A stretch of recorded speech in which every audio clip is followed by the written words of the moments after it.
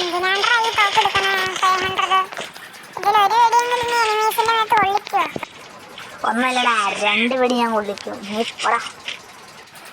ആയിക്കോട്ടെ. ഇതില് നീ ഏസ് എടുക്കുവാണെങ്കിൽ സമ്മതിക്കുന്നു. ഇതാടാ എൻ്റെ കളി ഞാൻ ഇവിടെ തുടങ്ങിക്കഴിഞ്ഞു. 175 നോക്കില്ല. ശിവനൊന്ന് നോക്കാവാത്ത. ഇപ്പൊ വരും.